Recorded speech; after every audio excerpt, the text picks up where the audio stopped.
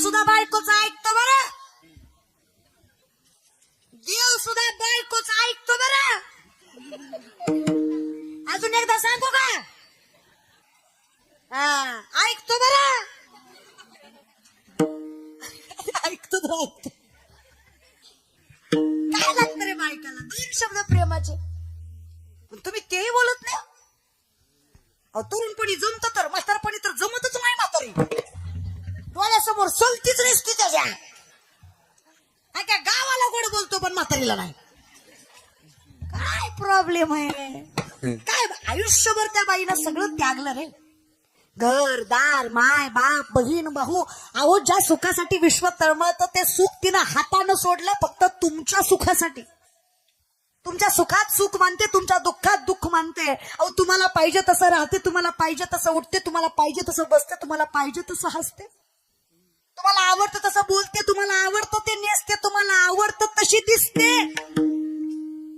आपलं सर्वस्व त्यागते ती स्त्री, अर्थात तुमची तुमची अर्धांगिनी आहे, तुमची शक्ती आहे. अहो, माझा शिव सुद्धा अर्ध नारी नटेश्वर आहे. तो सुद्धा शक्तीशिवाय सामर्थ्य ऐकत रे दादा.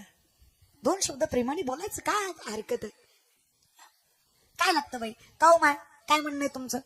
सासूनं बोलावं, सासऱ्यानं बोलावं, जावेनं बोलावं, नंदीनं हिनवावं, अख्ख्या गावानं त्रास द्यावा, फक्त नवऱ्यानं म्हणावं कशाला टेन्शन घेते मी ना. बाई आनंदानं संसार करते. खरं की नाही ग माय? बामणवाडीच्या माय मावल्या, खरंय की नाही ग? अगं, माझं झालं नाही म्हणून तुम्हाला विचारते ग. अगं,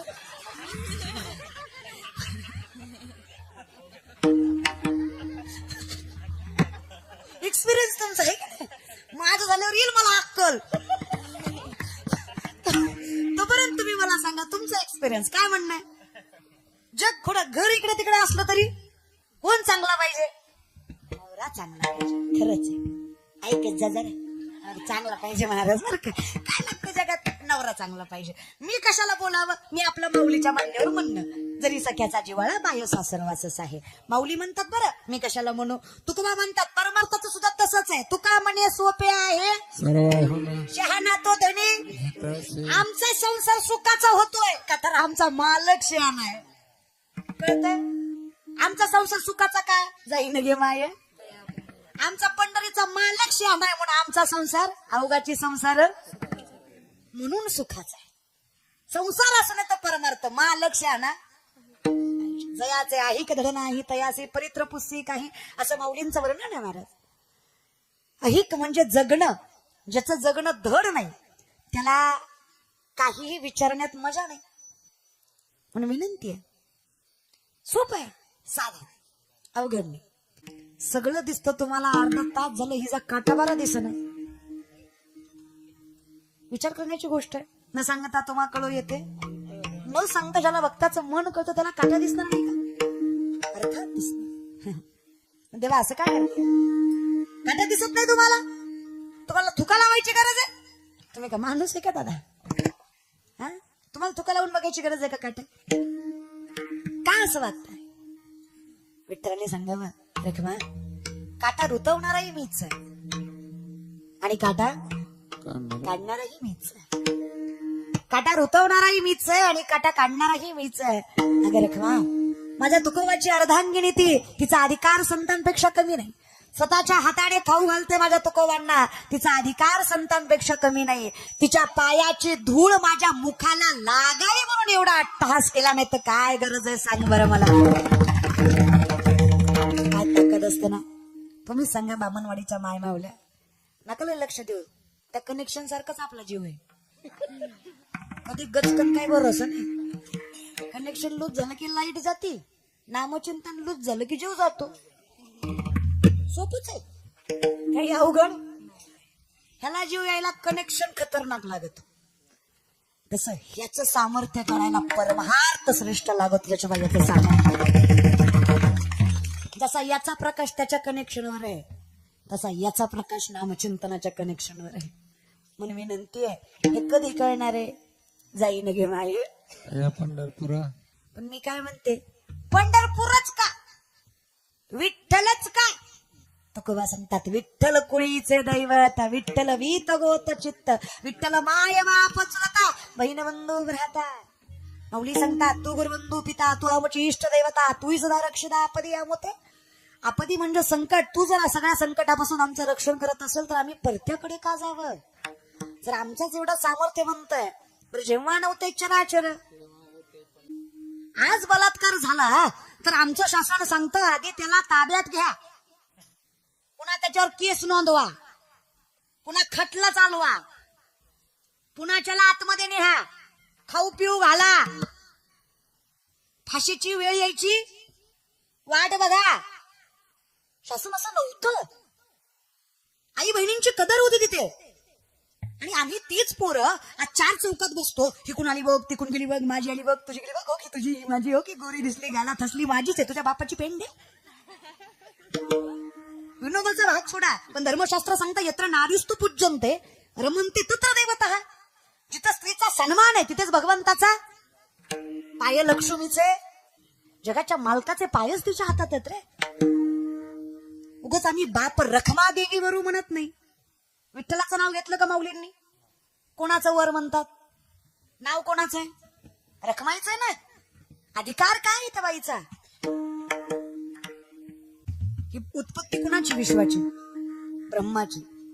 उत्पत्ती कोणाची? ब्रह्माची. ब्रह्म पिता आहेत. पिता पिता पिता नाही पिता. आमचे पिता पिता अंडुलत येता, बायकोला हाण हाण हाणिता आणि सकाळी म्हणिता नव्हती ग मारायची, पण पिल्यावर कळत नाही. कसं कळत नाही? सगळं कळतंय तुला. कळत कसं नाही?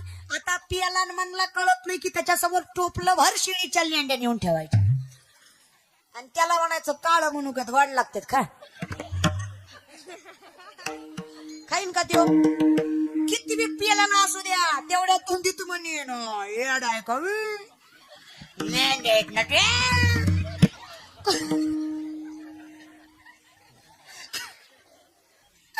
कळतंय त्याला. कळत कसं नाही? नाटक करताय ती. कळत कसं नाही? तसं आपल्यालाही चांगलं वाईट कळतं रे. आपणही नाटकच करतो. बुद्धी मन ऐकत नाही तिचं. विवेकाते बोलवी संतोषाची चाड लावी, बैसजे तरी हिंडवी दाही दिशा. विवेकाला विसरायला भाग पाडते, संतोषाला चाल लावती, बसल्या जागी फिरवता ते म्हण. पण याला सुद्धा पर्याय आहे बरं. आता कोठे धावे मन कधी तुझे चरण म्हणजे कुठं जाईन गे माय पंढरपुरात. तुम्ही फिरत जा पण जागेवर येत जाणारच बरं का. सगळ्याला उत्तर एकच आहे. चहुवेदी जाणं, साई शास्त्री कारण, 18 ही पुराण. उत्तर एकच आहे. हरीशी दुसरं उत्तर एकच. सत्य तू सत्य तू सत्य तू विठ्ठला. दुसरं उत्तर नाहीच. सामर्थ्य तुझ्याशिवाय जगात सत्य नाही म्हणून मला वाटतं जाईन गे माय. ज्ञात आहे आम्हाला, कळतंय, जाण या विषयाकडे अधिकार आहे. म्हणून विनंती आहे, फार दुर्नवल्यासारखं नाही करायचं. कळतं की नाही आपल्याला? तर वळत नाही, वेळ लागेल थोडाच, हरकत नाही. काय विचार कौशल्य होतं. आज तीच पुढे कुठल्या मार्गाला जातीये. वाईट वाटतं कधी. सगळेच वाईट नाही बरं, सगळेच नाही. महाराष्ट्र माझा एवढा वाया गेलेला नाही. जाण आहे मला चांगल्या पोरांची. आजही आमच्या महाराष्ट्रातला शेतकऱ्याचा पोरगा बापाच्या फाटलेल्या धोत्राची, माईच्या फाटलेल्या पदराची जाण ठेवतो. आजही शेतकऱ्याचं पोरगा दुपारपर्यंत कॉलेज करतं, दुपारनंतर लोकांच्या हाताखाली कामं करतं. अरे स्वतःचा छोटा मोठा व्यवसाय टाकतं, लाज बाळगत नाही. कुठलंच काम करताना छोटं मोठं म्हणत नाही. स्वतःच्या स्वकर्तृत्वावर मोठा होता आणि आपल्या आई बापाची स्वप्न पूर्ण करण्याचं सामर्थ्य हे महाराष्ट्राचा तरुण ठेवतो. कौतुक आहे मला. सगळ्याच वाईट नाही. आज 80 ते 90% सप्ताह पोरांच्या जीवावर असतो. पंक्ती वाढण्यापासून, पत्रवाळ्या उचलण्यापासून, महाराज आणण्यापासून, नेण्यापासून, मंडप टाकण्यापासून, काढण्यापासून, सिस्टीम लावण्यापासून, मंदिर सजवण्यापासून, स्वच्छ करण्यापासून, मंदिर हे हातरण्यापासून, हे काढण्यापासून, उचलण्यापासून सगळी पोरं करतात. 2-4 प्रत्येक गावात वाईट असतातच, पण जेवढे वाईट आहे त्याच्यापेक्षा चांगले फार आहेत.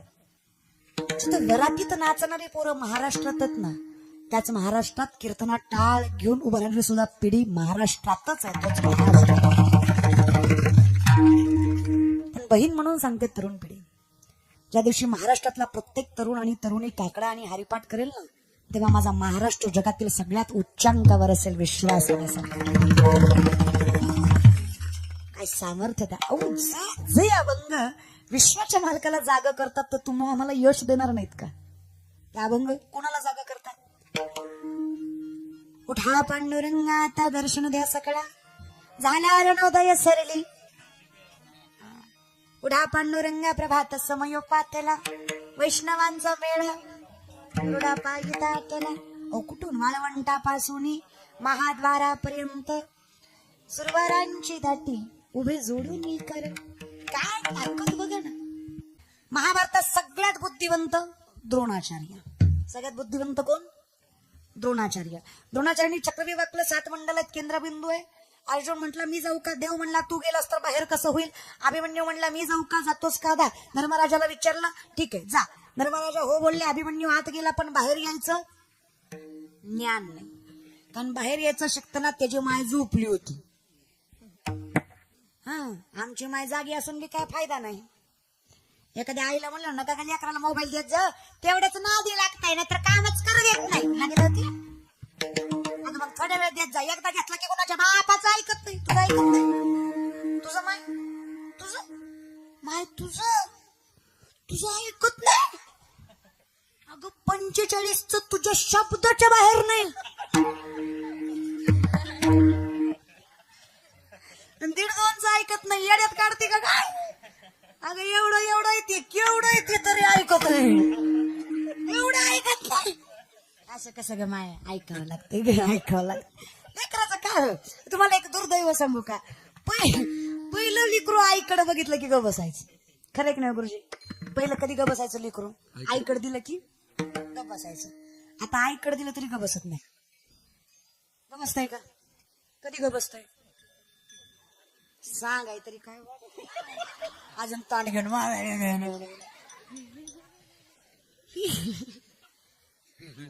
माय लेक आहे म्हणून सांगते.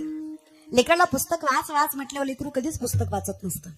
तुम्ही पुस्तक घेऊन बसा. लेकरू शेजारी बसल्याशिवाय राहत नसतं. हे संस्कार असतात. लेकर अनुकरण करतात. कॉफी करतात. लेकर तुम्ही जे करतात तेच करणार आहेत. तुम्ही जे बोलतायत तसंच बोलणार आहेत.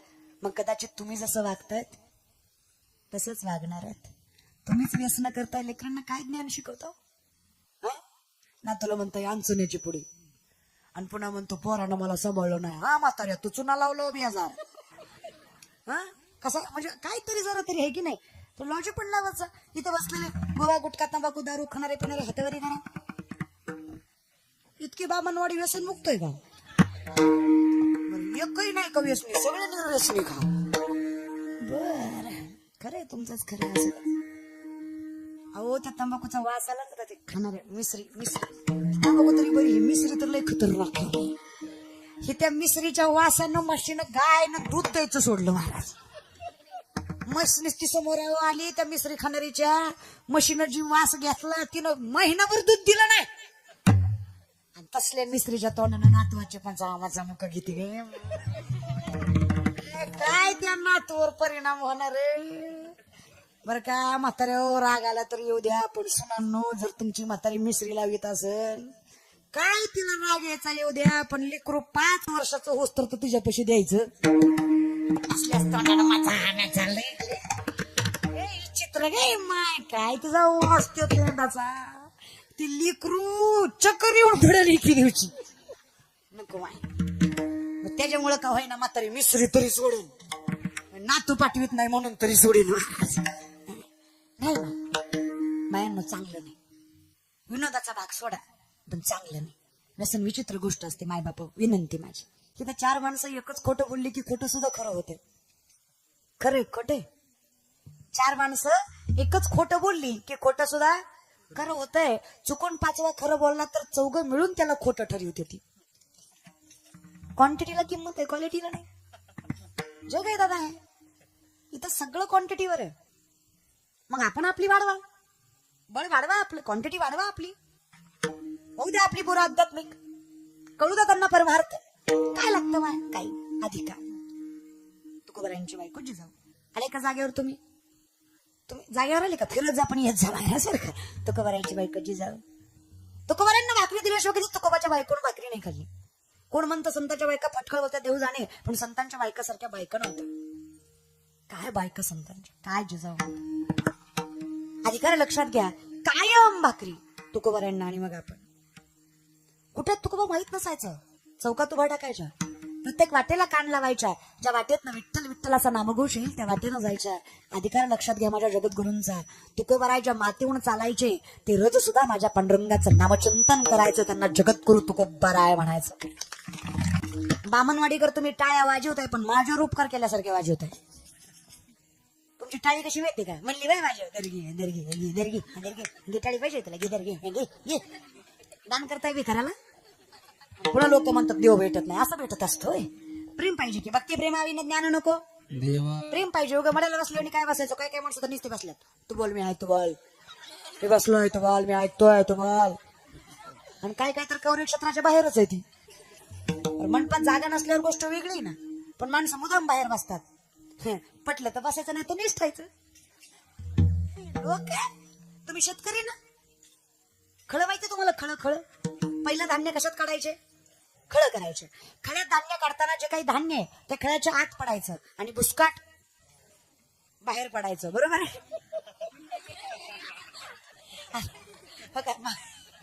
हुशार तसे तुम्ही महाराज. आता हे सत्याचं मंडप म्हणजे काय, ज्ञानाचं खळं आहे दादा. आताच्या आत आहे ते काय, रास आहे, राशी आहेत, बरोबर आहे. म्हणजे हे काटलं त्याला आमच्या भाषेत मात्र म्हणतात. काय म्हणतात त्याला, जानवर सा लवकर तोंड लावीत. काय असल्या जिंदगीला माझ्या आधीच जिंदगीचं मात्र झालंय रे. माणसाने जेवढं जवळ तेवढं मंडपात बसावं, लांब लांब लांब लांब बसून. मंडपात का बसावं माहित आहे, या कीर्तनाच्या व्यासपीठावर जगाच्या मालकाचं सामर्थ्य असतं. काय नजरी काढायची गरज आहे, फक्त नजर त्याची पडावी दादा. मला सांगा, आपलं चांगलं आपल्यापेक्षा चांगलं देवाला चांगलं कळतं. काय म्हणणं आहे तुमचं. गोमट येते करा, हरवूच आहे तुम्हासी, मला काय करायचंय, तुम्हाला जसं वाटेल तसं. मी आपलं जाईन गे माय, तुम्ही करा माझा बिंदास संसार. तू का म्हणे घालू तयावरी बाहू हा संसार. काय सामर्थ्य. मग त्या माझ्या जिजाऊ भाकरी द्यायच्या तुकोबांना आणि मगच स्वतः खायच्या. एके दिवशी असंच तुकोबांना भाकरी द्यायला गेल्या, तुकोबारांना भाकरी दिली आणि माघारी येताना जिजाऊंच्या पायात काटा रुतला. शेतकरी बांधवात आपण, आणि कधी लाजायचं नाही मी शेतकरी येतं सांगायला. कौतुक आहे मला. पांडुरंगाची सगळ्यात मोठी कृपा आहे की विठ्ठलाने मला पोटी शेतकऱ्याच्या घातलं. माझा जन्म शेतकऱ्याच्या घरी झाला, हे सगळ्यात मोठं वैभव आहे माझं. कौतुकाने सांगते मी, लेकरू शेतकऱ्याचं आहे. कौतुक आहे मला. आजही माझा बाप, आजही माझी माय नीतिमत्ता सांभाळते. आजही माझ्या बापाला केलेल्या कष्टाची जाण आहे. आमच्याकडे पैसा चुकीच्या ठिकाणी वापरला जात, उत्मात केला जात नाही, किती पण येऊ द्या. जाण आहे, शेतकरी आहे ना, मातीची कदर करतो. कौतुक आहे मला की मी श्रीमंताची अवलाद नाही. अरे श्रीमंताच्या घरी गेला तर कपर चहा भेटेल याची खात्री नाही. माझ्या बापाच्या दरात कुत्र जरी गेलं तरी पोटभर भाकरी खाल्ल्याशिवाय दार सोडत नाही. हे वैभव शेतकऱ्याचं आहे. काय शेतकऱ्याची बायको बी असते दादा, अरे नुसतं तिखट मीठ तेल टाकते भाजीला, पण 5 स्टार सुद्धा फेकत तिच्या भाजी समोर. या श्रीमंताच्या 40 भाज्या करतात, पण सगळ्या एकत्र गेल्या तरी चव लागत नाही.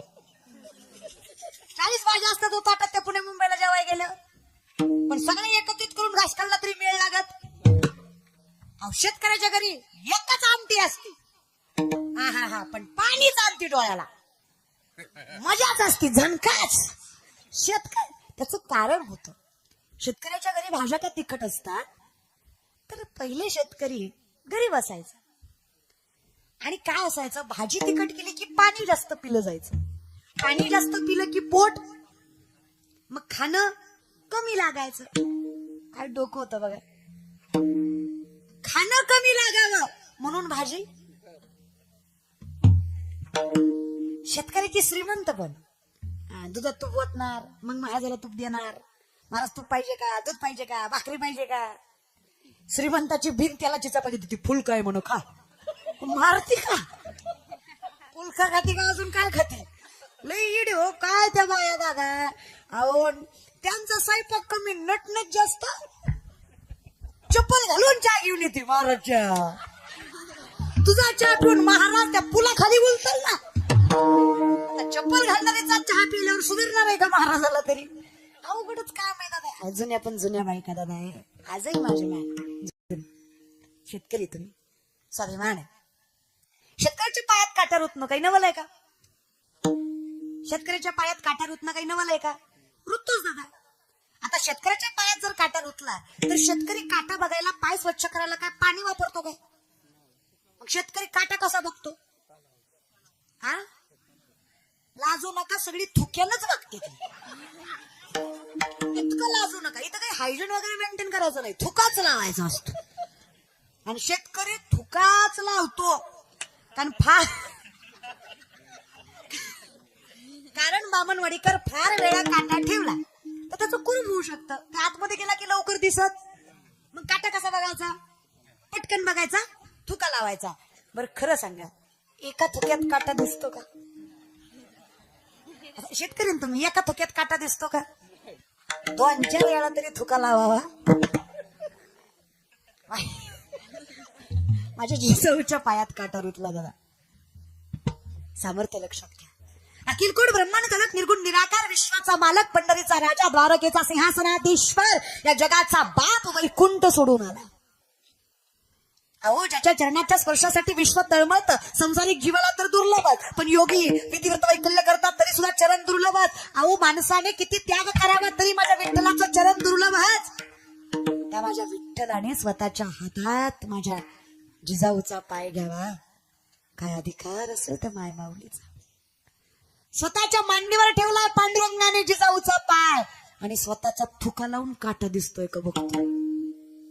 देवाला बी एका थुक्यात दिसला नाही काही की त्यानं बी 2-4 वेळा लावला. तेच बोट तोंडात, तेच बोट पायाला, तेच बोट तोंडात, तेच बोट पायाला. सरपंचाला नाही पण सरपंचिनीला लय मनवाडीचा नाही, पंढरीचा. सरपंच कुठला? पंढरपूरचा. कोण आहे? तो फक्त पंढरीचाच नाही, या सगळ्या जगाचा मालक आहे.